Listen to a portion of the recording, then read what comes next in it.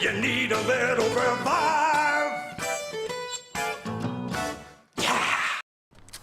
What is up, everybody? It is Specimen here, and today I'm going to be talking about brand new information that just came out today about the new Infinite Warfare zombies. So earlier in the day, Infinity Ward did a live stream. I watched it on Twitch.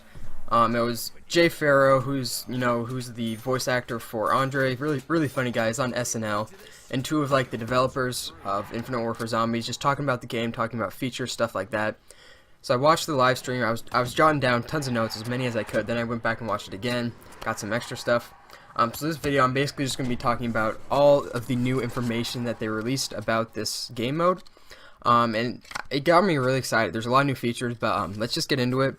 I'm just reading all this off note cards that I jot down, so sorry if I stumble a little bit. So basically, kind of like the story thing, all of the characters are aspiring actors, and they're showing up for an audition to a movie for this well-known director known as Willard Wyler. So he's kind of like the evil guy in this zombies game, and he wants them to really get into character. So he's showing them, he puts them in a movie theater and he shows them a movie, and then suddenly all of the characters are pulled into the screen. There's like a vortex or something. They get pulled in the screen, and then they get transported into Spaceland. I think they were in present time, and then they get their hair and all their clothes changes into like an 80s themed. They go into Spaceland. And we see the four archetypes of the characters. We see the Valley Girl, that's Sally, the nerd, Poindexter, obviously, the jock, which is AJ, and the rapper, again, which is Andre. So we see those four characters. And this is all just random orders. I'm sorry about this. It's not all totally makes sense next to each other, but we know that Paul, I think that's Ruben, who is Pee Wee Herman, super creepy, honestly. Not a fan of Pee Wee Herman, so he is playing Willard Wyler. And then obviously we know that David Hasselhoff is in the map as well. I'll talk about him more later. And let's see, what is this?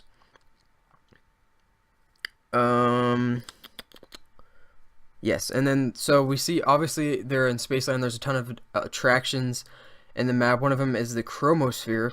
I thought that was atmosphere. I thought it said atmosphere in the trailer. I was mistaken. It's called the Chromosphere. So it creates a big black hole that you can train zombies into. It'll kill a ton of zombies. So there's that. And also, they didn't really talk about perks specifically, but they did. I don't know if it was an accident or on purposely. They mentioned a slap happy perk that you can punch zombies with. They were talking about this freeze forge weapon that you can use to freeze zombies, and he said you could use the slap happy perk to punch zombies that were frozen. Also, the Valley Girl Sally it says he can gag them with a spoon and destroy the zombies if they're frozen. So I'm not really sure what that means. My guess is that maybe each character is going to have their own melee weapon. We saw Poindexter with the axe. We saw Andre with the brass knuckles. Maybe Sally has that spoon. We don't really know. Also talked about the transponder, which is kind of, I think, like an item, maybe a tactical, maybe a grenade. And what you do is you throw it down anywhere on the map, and then at any time later you can press a button and you'll transport to that location. Which seems pretty interesting. My guess is that this may be used for some Easter egg steps. I could really see that happening. But that is one of the other things they talked about. Also, we pretty much guessed this from the trailer, but we can confirm that the music box, or not the, no, what is it? The magic wheel, I think, is the mystery box. Pretty much fully functions as a mystery box. Pretty much the exact same thing. And also, they said that they're talking about Xbox controllers. So LB. There's going to be weapons that go to the LB. We saw one of them, and we actually saw both of these they talked about in the trailer. One's called the Repulsor. Basically, if you've seen that shot in the trailer, it kind of looks like a big force push if you're familiar with Star Wars. So they push the zombies, and it just pretty much pushes them all back, kind of like how Thunderwall is in Black Ops 3 Zombies. And the other one is Armageddon, which we did see that in the trailer. Just drops meteor from skies. So I think those are going to kind of be like specialist weapons. And we'll talk about how you get those, my guess, in a second. Got some other things written down here. So basically, David Hasselhoff, we saw him at the end of the trailer. I guess that he was kind of going to be a villain of the map, but it seems like that is not the case. So basically, he is the DJ at Spaceland, and he's playing music this whole time. And the developers that we're talking about said he might be helping the players, and he might try to escape out of the park with the player. So I think he'll definitely be involved with the Easter egg if there's a big Easter egg in this map. And, I think the Easter egg could be escaping from the park and bringing, the Hoff with you. I think that is a big possibility. Another thing they said is that you can customize your weapons just like you do in Black Ops 3 Zombies, add your own attachments and stuff. And also something that's really cool is that there is shared weapon leveling. So you can level up a weapon a bunch in multiplayer, and you'll hop onto zombies and you'll have like all the attachments and stuff. So that's really cool, because sometimes if you use a weapon a lot in multiplayer and you get on zombies, you don't have anything unlocked. So I think that's a really good idea. More stuff. The face melter will turn zombies into fireworks. I think we definitely did see that in the trailer that they released. What else? The Fort Trees talked about that. Ooh, so when you bleed out, it seems like your game's not over. There's definitely a lot of things you can do when you bleed out. So if you bleed out, you get back in the game. You can go to this place called the Lost and Found. Obviously, theme parks usually have a Lost and Found. So you go there and you can buy your weapons back from the Lost and Found for a lot cheaper than it would cost to get them. Just buying them off the wall again, buying them in the mystery box again. So that seems like a really good idea. I'm not sure if you get your perks back if you have perks, but you at least get your weapons back. Another thing that they revealed was these things called Fate and Fortune cards. So basically, these are like, you go to like a kind of gypsy type machine and you get these Fate and Fortune cards. The Fate cards are cards, I think they're kind of like the normal gobblegums, like you always have them. And then Fortune cards, I think you'll get through pretty much like the way we get gobblegums right now. I think you'll get them through maybe microtransactions or just spending stuff you get in game on those. And these are all short-term buffs that basically, just help you up. They can help your team out as well. They can be stacked so you can have multiple going at once. And they also said that Phoenix Up is coming back, which is obviously a gobblegum in Black Ops 3 Zombies that revives your teammates and lets them keep all of their perks. So that's a really good gobblegum. So I'll be coming back as, I think, a Fate card, maybe a Fortune card. But there's two different kinds. Another thing this is really cool that helps you help out your teammates is an ATM. So basically, you can put money into an ATM and your teammates can take it out. So if your teammate gets down, they can't get to their Lost and Found, you want to help them buy guns, buy perks, you can put some money in the ATM and they can take it and go buy whatever they need. That's really cool. Another thing this is such a great idea is, how you're playing zombies and you see a door, or there's an expensive door and no one wants to buy it. Even the guy with enough points does not want to buy it. He says, I want to buy a gun after this. So they're adding this thing we're adding team door buys. So basically you can split the cost of buying a door. And I think this is just a genius idea. I'm not sure how it'll work. If you obviously I don't know how it'll work, but I think that'll definitely be something that is a great addition to zombies. And also there's an arcade in the map, and it says you can play games in the arcade actually, and you get tickets. And with the tickets, just like any arcade, you go to Big Al's, Chuck E. Cheese's, whatever you go to, you get tickets and you can actually buy guns. I think they're usually special guns with the tickets you get in the arcade. And there's also an Afterlife arcade. And with the Afterlife arcade, it's got a lot of the same games as in the normal arcade in the map.